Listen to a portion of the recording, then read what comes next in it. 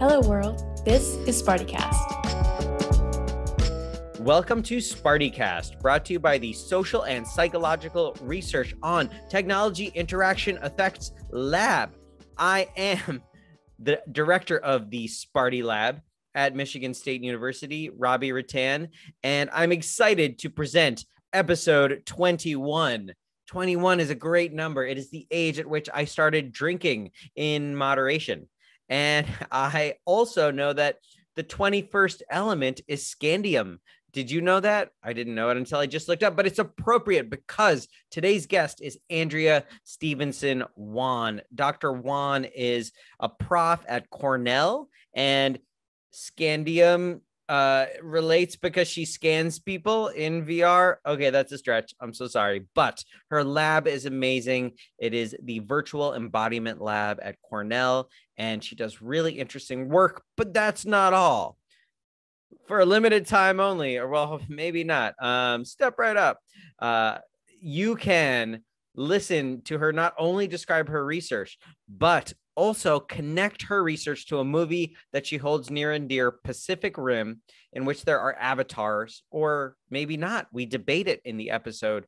They're mechs. They call them Jaegers in the movie, big fighting machines within which there are two pilots kind of controlling the arms and the legs and fighting the monsters.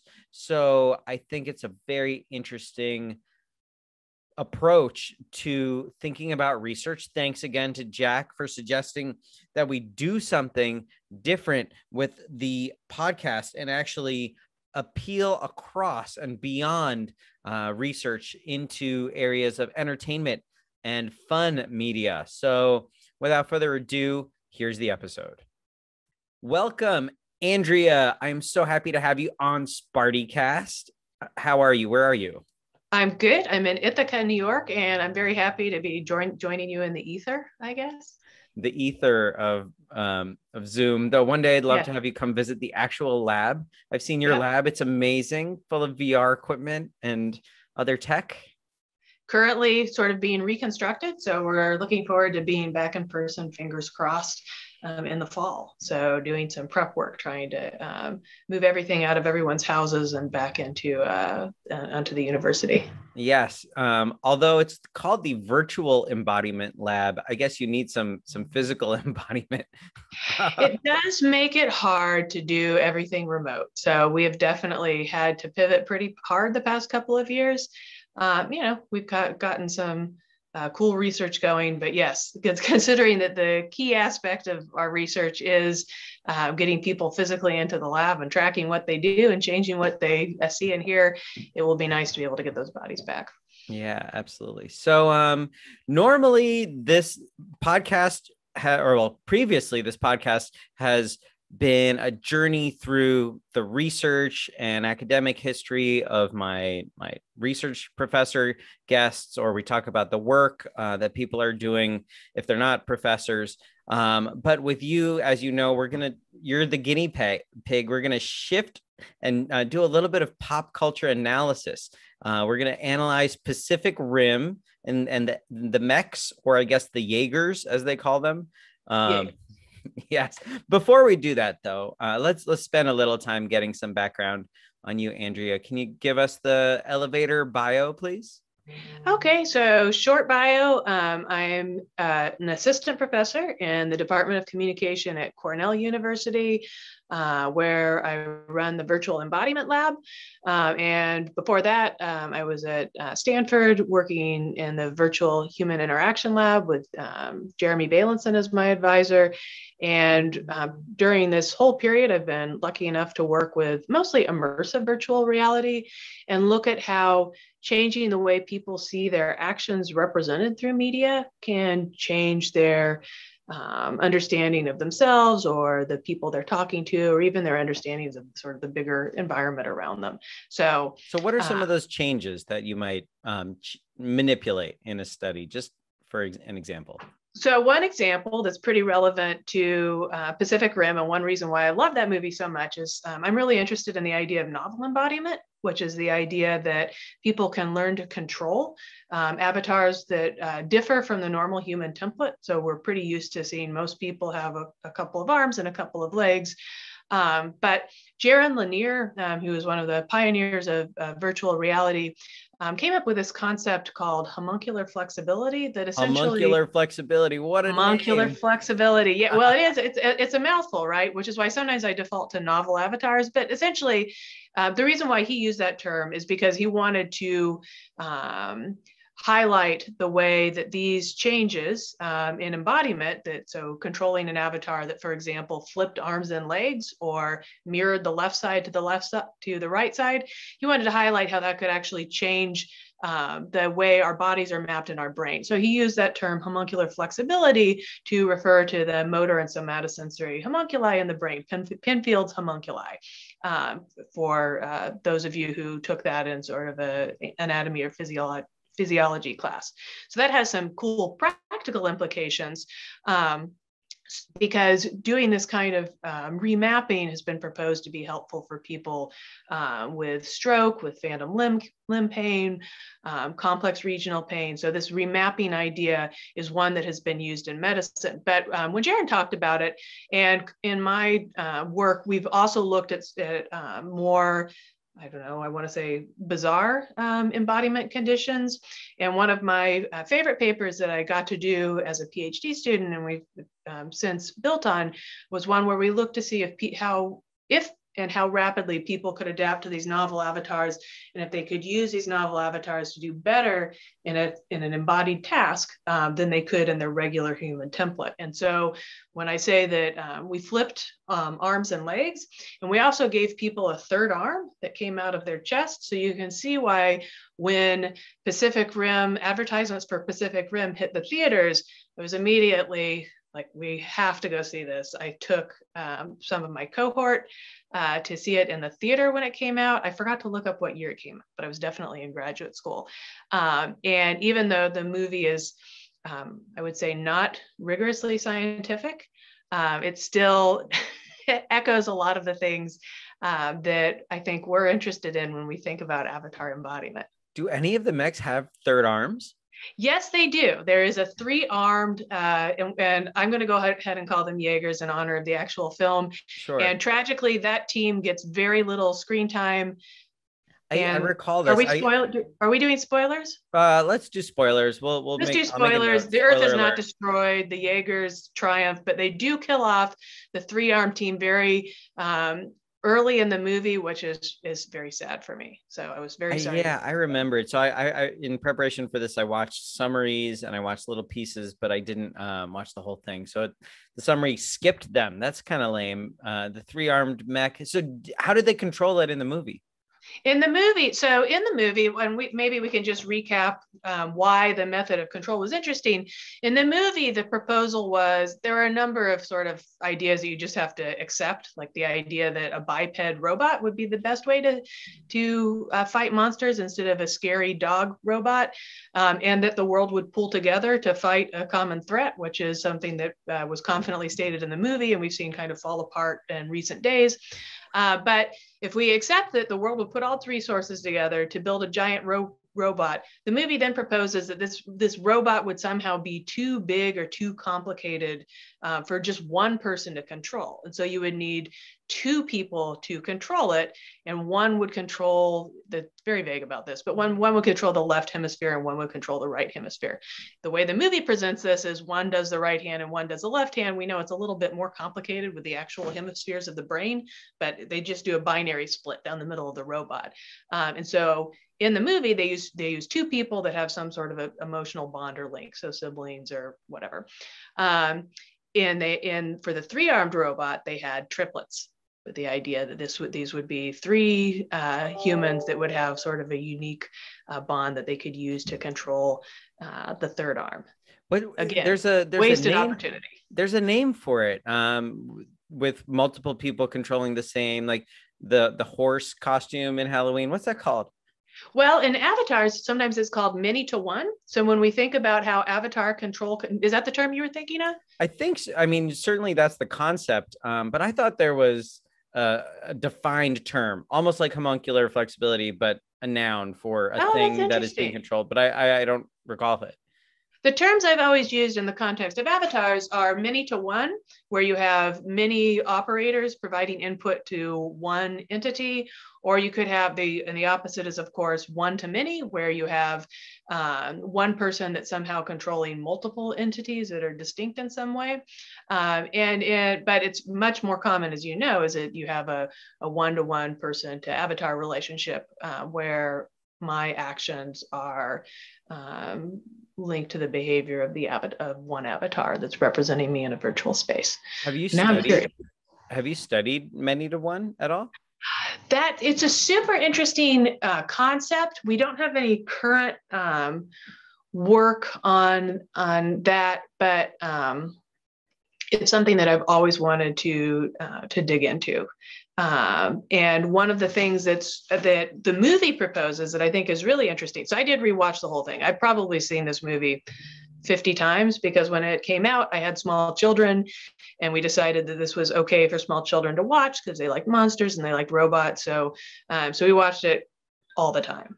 But I watched it again last night. And what I thought about this time that I hadn't thought about in a while is the movie proposes that not only does mutually controlling a Jaeger robot avatar mech thing, not only does that require a high level of coordination that might build on existing social bonds, but that it can also augment those social bonds, right? So it's like we're friends. It's like we're drift compatible, as the movie says. So maybe we could control this avatar together. But the movie does some hand wavy stuff about how then we would be in each other's brains. And then we would be even better pals. It's like we'd really feel like, wow, I really know Robby because we've controlled this, ridiculous machine together. And I think that is very interesting if we think about this idea that mutual control of an avatar could lead to greater improving an interpersonal collaboration. I can imagine that from the context of other war machines, driving a tank, flying a fighter jet. A lot of these devices do require more than one person, right? So, and I imagine the bonding, the social bonding is very high in those teams, but is it higher than it would be in any other team context where they're not controlling a single entity together? Well, a lot of the work on synchrony would suggest yes, right? Because we know that teams have to synchronize their behavior to an extent, but one of the ways you get teams to work together better is to give them synchronous things to do, like marching in step or singing together or dancing. So these are all things where you're required to coordinate your behavior with other people. And one of the things that is supposed to do is to sort of to build rapport and coordination. And so I'm also very interested in interpersonal synchrony and along a number of dimensions. And so I would argue that because what the Jaegers are doing, walking around, throwing punches, pulling out giant swords, ripping monsters' throats out, that generally requires coordination of the left and right side.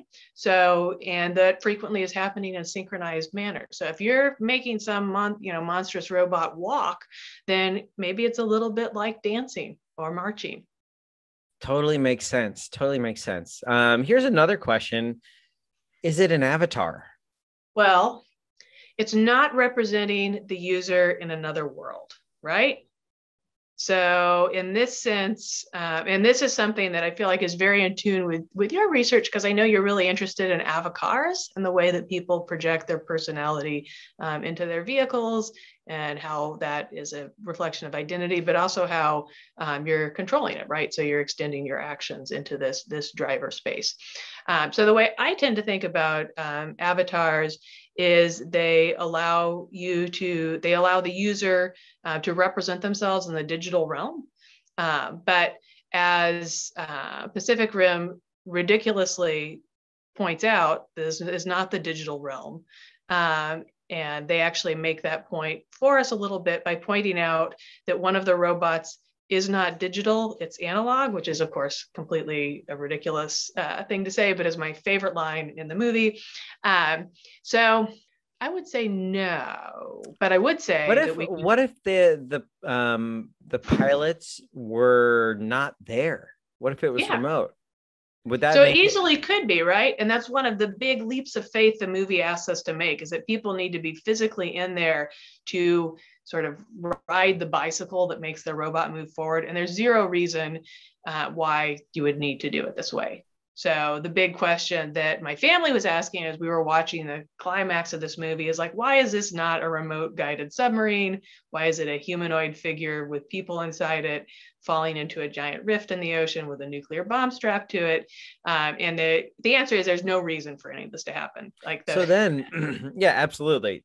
So then if we accept that fact that it doesn't matter if they're inside or out of it, then if they were out of it, it would be easier to call an avatar, because it would be exactly like the original concept of telepresence, right?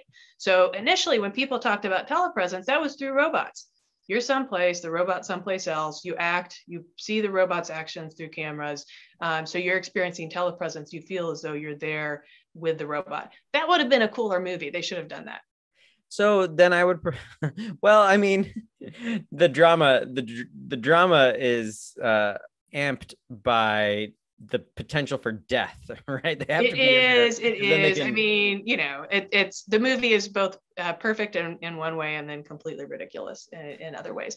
But I think that's an interesting thing to think about too, in terms of how people react, because there's a lot of discussion about, as in every movie of this kind, about people going with their emotions as opposed to going with their logic. And so we could think about, I'm really interested in how distal versus proximal interactions change how people think about those interactions. So we could say, it's like, well, would the movie have been shorter because people wouldn't have made the same decisions if they had been operating more in an avatar sense, where they were remote and operating a robot that was someplace else, where they weren't in physical danger, their buddy wasn't in physical danger, and they could take a little bit more dispassionate view of the situation. And beat the monsters back to from whence they came more easily. So science does not always improve movies.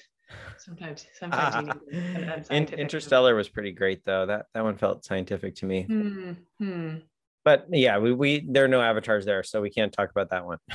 I don't know. Maybe we could argue there are some, but anyway. So if we accept that it's an avatar, let's just pretend. Yeah, sure. Let's say we can call it that. Then does the definition of avatar need to change slightly?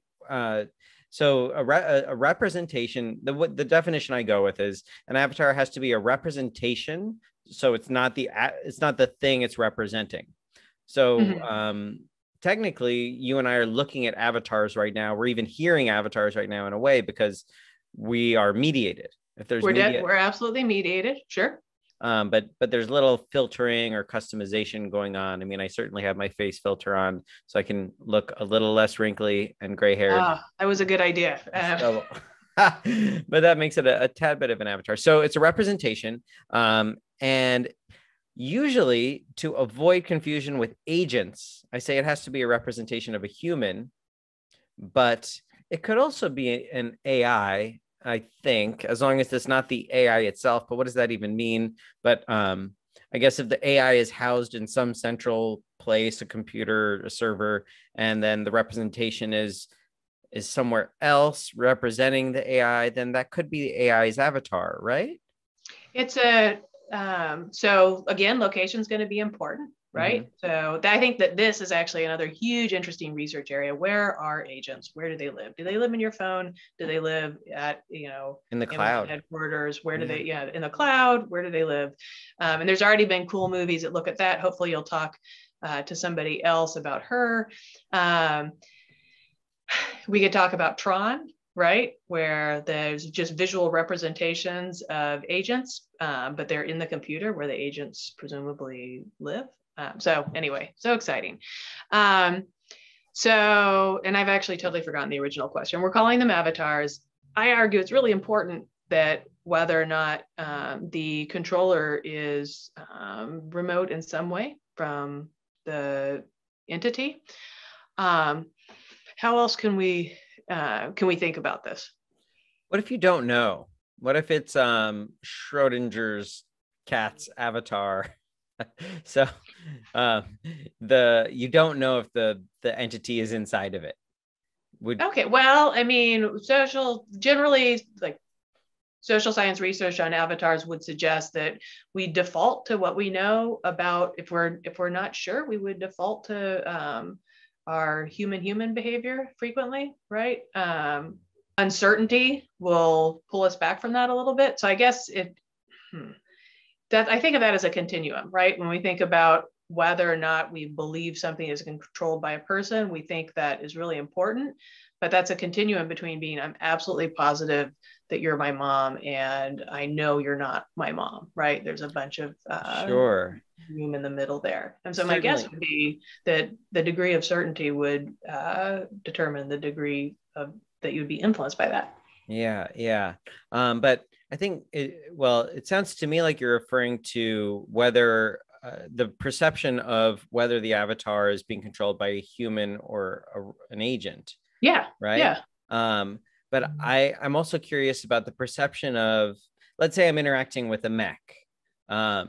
It's a robot thing that could have someone inside of it, but it's like a full suit. It's the guy from Halo. Why is his name escaping me? Master Chief. Yeah, Master Chief.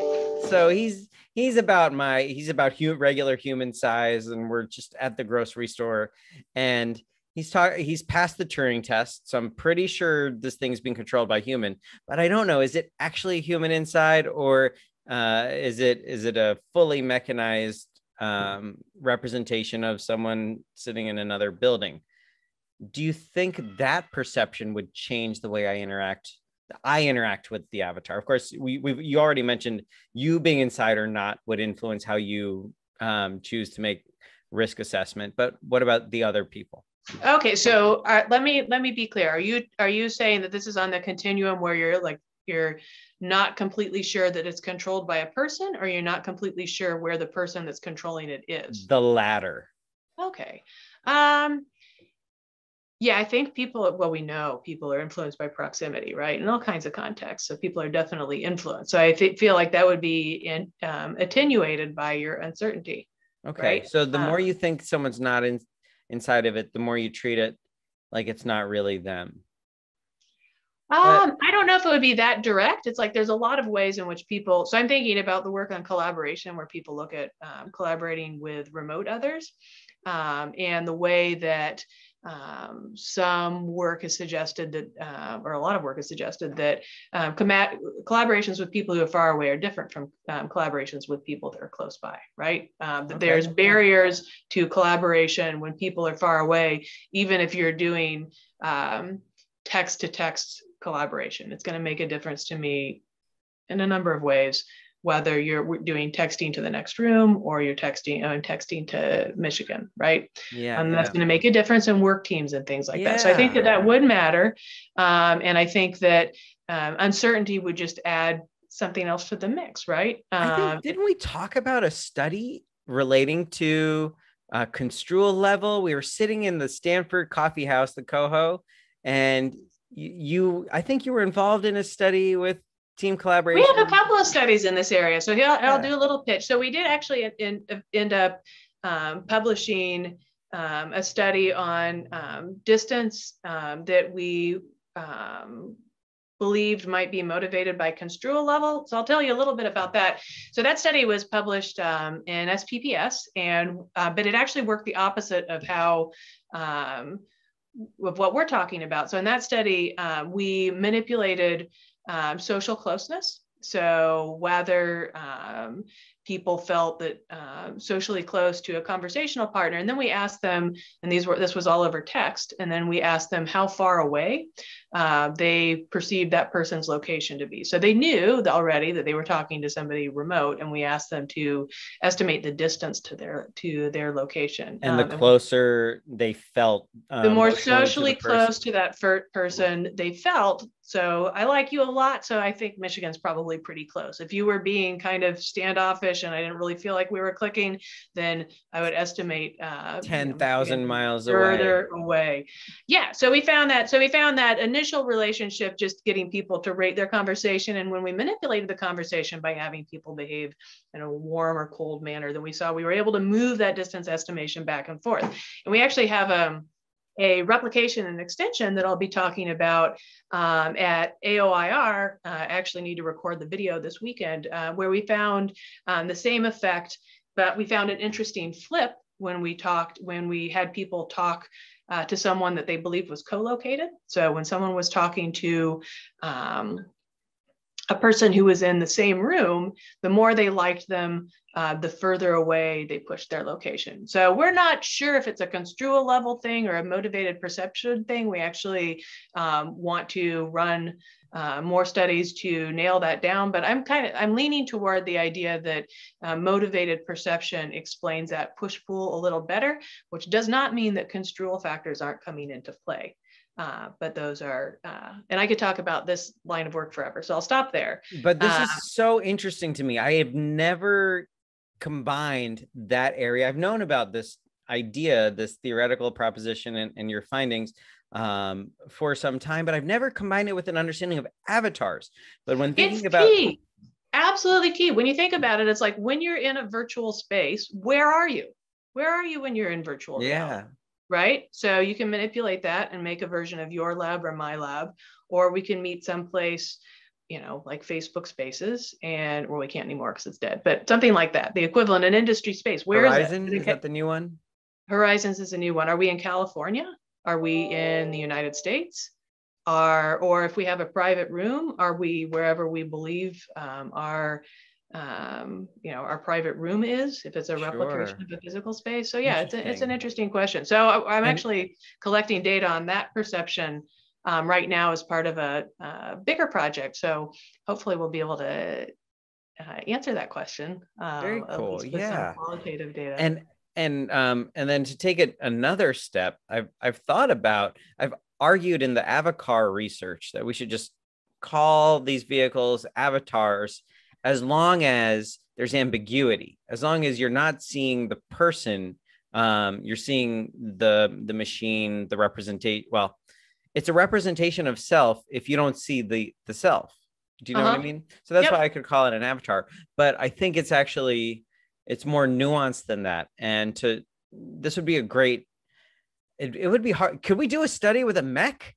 If we get, well, I can think of some great people working with physical robots, but this also ties into the work on telepresence robots too, right? So that's an example of sort of a mech type situation. That's maybe a little bit easier. But you wouldn't actually ever be in one, right? No. But you really aren't ever in one, right? Like if we're working with the Pacific Rim prototype, it's like, then we get into it's 40 stories tall, yet somehow also carried by 2 helicopters. A lot of technical difficulties there. But you're in a car. So to some extent, we could use that as a metaphor. I'll mull on this. This is very interesting. I've taken a lot of mull on this, but I think it is super cool to think about. But if we go down a research projects rabbit hole, that'll be boring to Sure. Yeah. So let's wrap things up with I don't know. Can you give us just some general sci-fi or other media, entertainment media recommendations that you find interesting that somehow relate to your research? Okay. I feel like I'm just going to, so everybody's seen the movie Avatar. Avatar is super interesting when we think about the idea that you could gain experience about someone else, in this case, another culture, by just being embodied in a body that looks like one of the members of that culture. We've seen that problematized a lot in recent years. And when you go back and look at Avatar from sort of a colonial perspective, which, you know, this, I'm not by far, I'm the millionth person to mention this, but it's like, it really is an interesting movie to watch in that way. But so Avatar's kind of a gimme. I'm a big fan of Tron, both the original Tron back in 1982 or whenever it came out, and then they remade it. And as I remember, I didn't watch that one nearly as many times, but I remember it being basically faithful to the original. But the first Tron, where they scan an orange into this kind of quasi internet, I think is an amazing film, and I'll be happy to come back and talk about that one too. So that's a great movie. There's tons of work on avatars and avatar embodiment in science fiction books. I'm terrible at remembering authors' names though, so I'm trying to bring one in off. I'm sure. Oh, I do have one more, and I'll let you go. So this is actually a really old one, and I bought the entire collected works of Primo Levi because he wrote a short story that was about this sort of primitive early idea of virtual reality. So when was it written? Like approximately decades ago. Yeah. So he died decades ago. So he wrote that sort of in the second half of his career as a writer. He wrote, in general, it's like, I really love his work. He wrote some really interesting things, but he wrote this short story about someone using a device that doesn't just record the sensory information of the person who's being recorded, but it records their sort of movements, or records their feelings, their emotions, their like sense of triumph if they do a task well.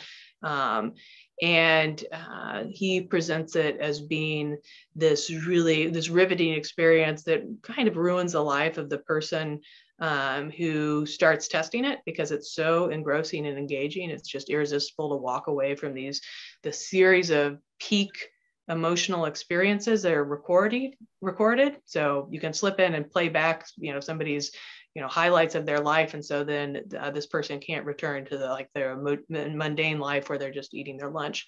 And I think that is an interesting story because it links into kind of what we expect, like when we say, oh, we're going to be embodied and we're going to have this mind-blowing experience that will change our understanding of the world and give us great insight. And I think that's what we kind of think we're going to have. And we all know that like we're not there yet with VR. It's like you see, it's like, oh, my hands are bigger. I'm in a different world. It's like I move differently. We get this experience that still feels pretty profound, but we want it to be, or we expect it to be even more profound than that. And because the experience of stepping into an avatar is so surprising and evocative, that we attribute to it some of the power that he talks about in his short story, that it would be giving you access to another mind. So highly recommend that if somebody wants to go to text, although it's really hard to find, and I don't know if everybody wants to spend all their Christmas money on it. Is it called If This Is a Man? So I had bought his collected works. He's very well known for his If This Is a Man, which is a Holocaust memoir. So he's fantastic, interesting writer, was a chemist, worked as a chemist his whole life, wrote his memoir about his experiences in Auschwitz and during World War II, and then continued to write both on that topic and on every other topic. I think he's a brilliant writer. I really like his stuff. He's like Italo Calvino, who is kind of a contemporary, and just writing about many different things, but also just really exploring the sort of science fiction concepts in a really beautiful and evocative way. Okay. Very nice. I'll put the link to his Wikipedia, at least on the notes for the episode, and links to some of the other things you've mentioned here, including your lab and your Twitter. And I hope that people reach out to you if they're interested in your lab and want to get involved, or just learn from the amazing research you're doing. And this is pretty cool to apply that research understanding to this seed of Pacific Rim.